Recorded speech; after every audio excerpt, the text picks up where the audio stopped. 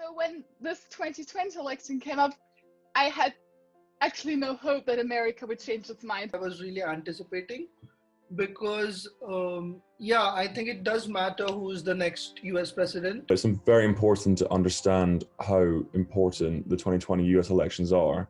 The US has historically represented the global beacon of democracy, and so it's not just who is elected, it's how they are elected. The voting patterns that we saw in 2020 weren't too different from 2016. Biden did get a majority of women voters. He got a majority of voters who had a college degree and postgraduate degrees. He got a share of the youth vote.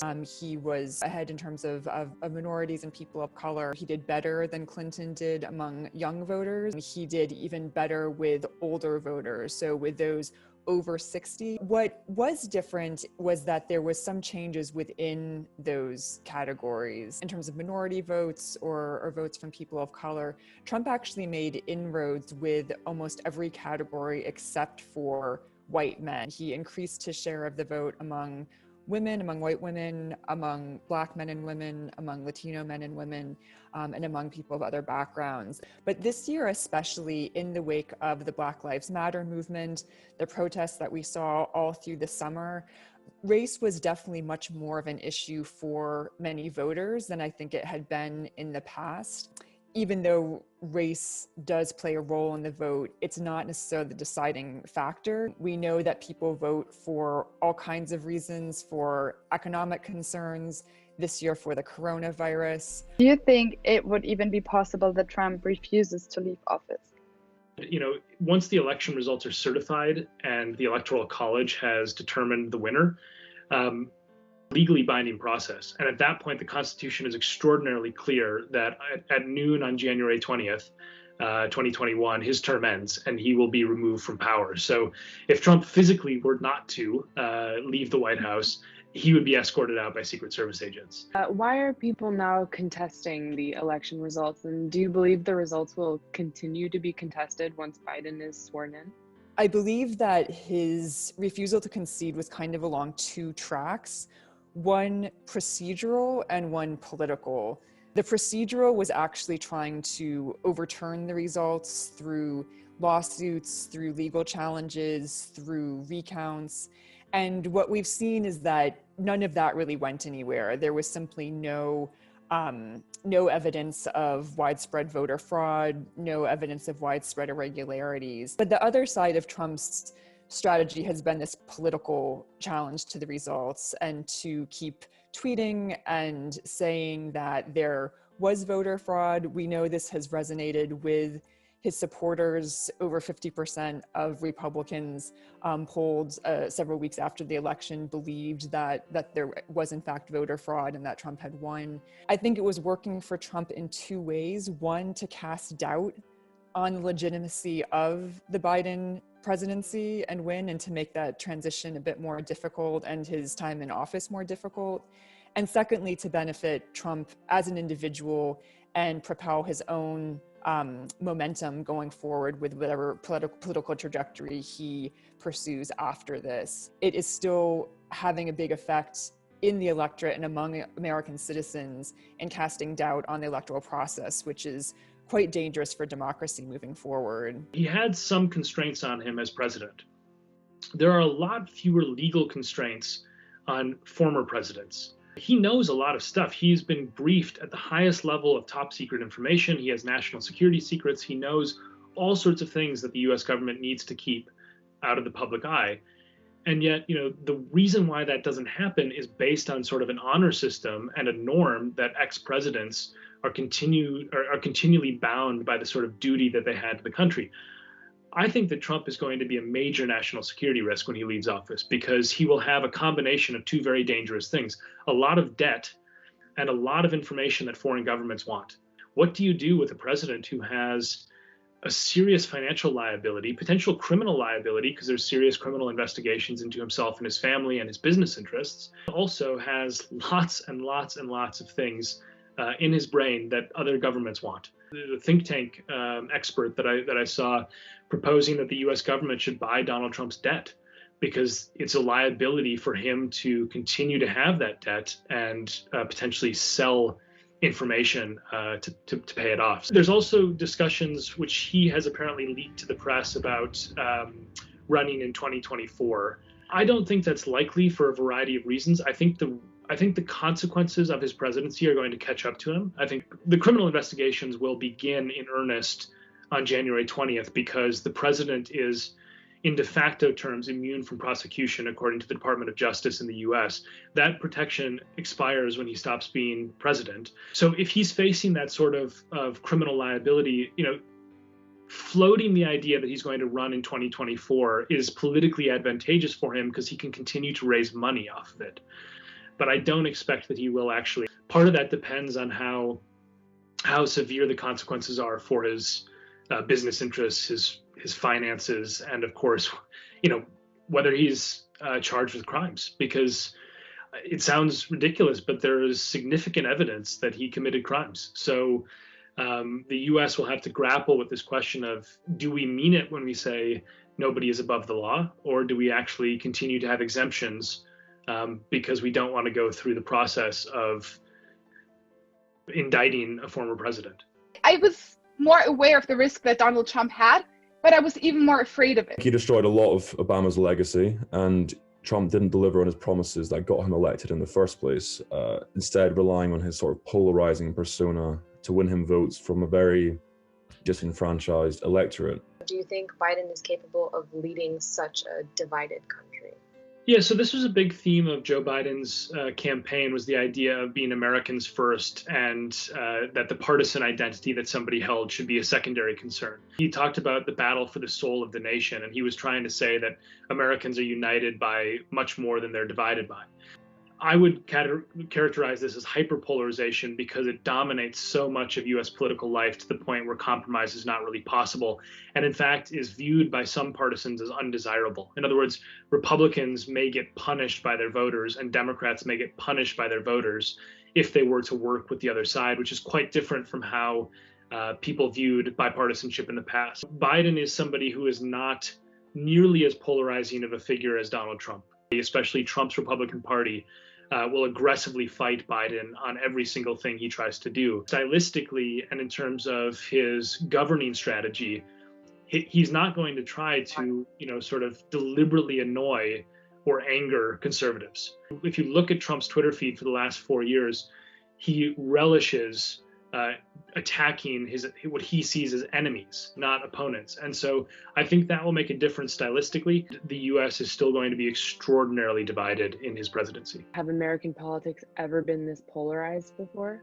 Usually when we talk about polarization, it's in regards to political issues. So how far apart people are on issues like immigration, gun control, abortion, what have you.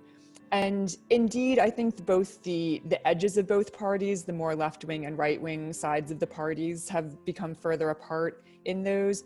But the majority of Americans are still pretty moderate on most of their views on most issues. I think where we're seeing the polarization more is a bit on cultural lines, so to speak. This fact that many Americans are not interacting with others who are outside of their class or their culture, so to speak, in ways that they would have before, or in some ways then kind of creating these assumptions about the other. Other recent research has shown that both Republicans and Democrats tend to overestimate the extent to which the other party dislikes them by almost twice as much. And so I think partly the narrative of polarization is somewhat a self-fulfilling prophecy, and it's something that I think more work needs to be done on to try and see where are there actual differences and potential divides between Democrats and Republicans. Even though we talk about red and blue states, in reality, the electoral map is really much more shades of purple. It has become increasingly clear that Donald Trump has hindered and not helped America to maintain the reputation. I don't think he will be able to reverse the damage, just because I feel like he has to prioritize on internal issues. The United States has a constitutional crisis. They have a completely divided nation. They have a COVID-19 pandemic.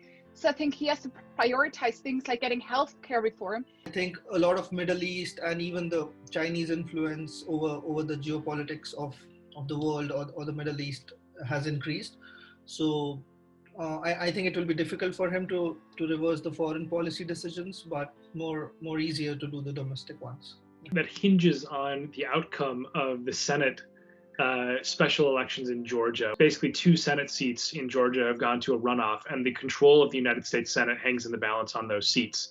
If the Democrats win both of them, they will have control of the House, the Senate, and the presidency, which gives them a lot more leeway to get things done. And that would cause Biden to behave differently and more ambitiously with Democratic progressive agenda items. The way he could come out of the gate, I think that would be smart, is to do things like a stimulus bill for the coronavirus pandemic, which will hopefully have support among Republicans who are also obviously affected just as much as Democrats by it, and also something like an economic stimulus bill that's tied to infrastructure. And this is one of the things that's really baffling about the Trump era, was that there were several things that both Democrats and Republicans wanted during the Trump era and have wanted for quite a long time. It'd be a smart way to start off his presidency, right? To sort of say, look, we disagree about healthcare, we disagree about lots of social issues and cultural divides, but we totally agree that we need to jumpstart the economy and we also need to fix our infrastructure. So let's do a big package together. There is so much what's called negative partisanship, where you're just trying to hurt the other party rather than win anything for yourself, that there will be a group of Republicans who simply want to saddle Biden with political defeat. Big ticket items that Republicans want, avoiding some of the more divisive stuff right away, and only pushing that through if the Democrats have control of the Senate as well as the House. He's not only facing the opposition from the Senate, the Republicans, which are very strong with Mitch McConnell, but he's facing the biggest opposition from within the party, because the left wing is fed up. The youth is fed up with having no president that represents what they believe in.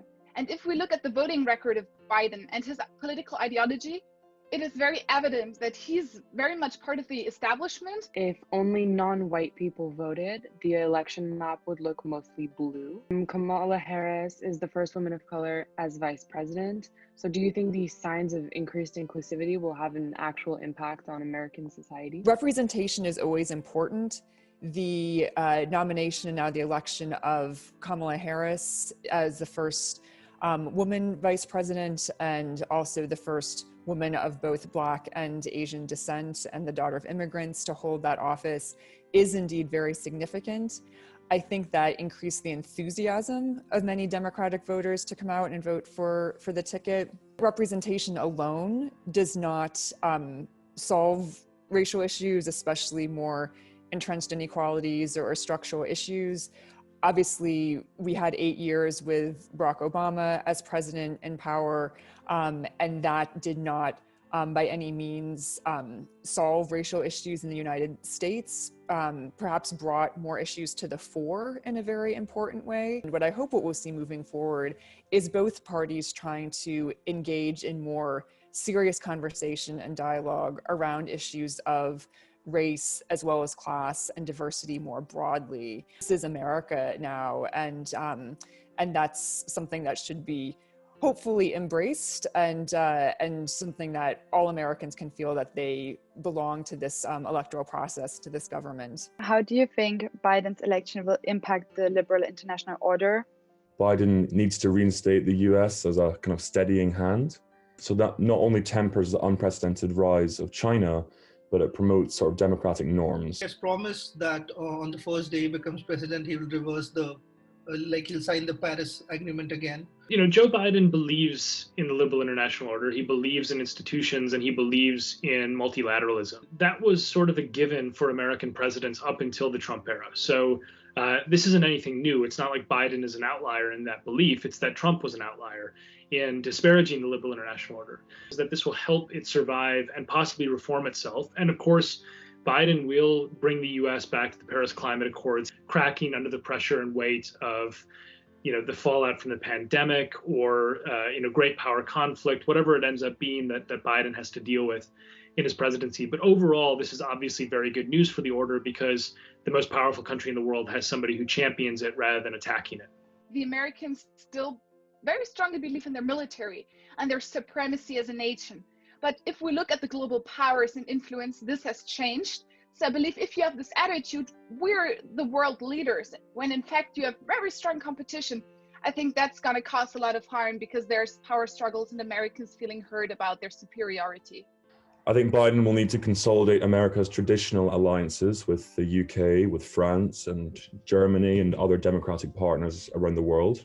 In other areas, I think Biden will need to channel a dominant and tough United States. Yeah, I think there will be a major shift. I think the biggest shift will actually be with Europe and America's allies. The Trump administration disparaged America's allies for the last 4 years, and there was a significant debate in, for example, Brussels or in London about whether Trump was the new normal or whether he was just a blip for 4 years. What this election has shown is that he is a blip. I think there will be certainly a much more aggressive tack towards Russia. Trump has refused to criticize Vladimir Putin despite enormous human rights violation, poisoning dissidents, obviously attacking American democracy using hacking and other information warfare tactics. Trump and Biden both agree that China is a major threat to the United States and probably its main geopolitical rival. While I expect there'll be more coordination with allies when it comes to trying to isolate or pressure China, there will still be a reasonably hard line taken towards Beijing under a Biden administration. The world right now is a very unpredictable, quite unmanageable place. Unfortunately, that being said, time is a very, very precious resource in our current global climate. With national economies in free fall, a global health crisis, and countries are very, very prone to making desperate, misinformed geopolitical decisions. And that creates ultimately a large amount of instability in the world. So no one really knows what the world's going to look like in a year, let alone 5 years.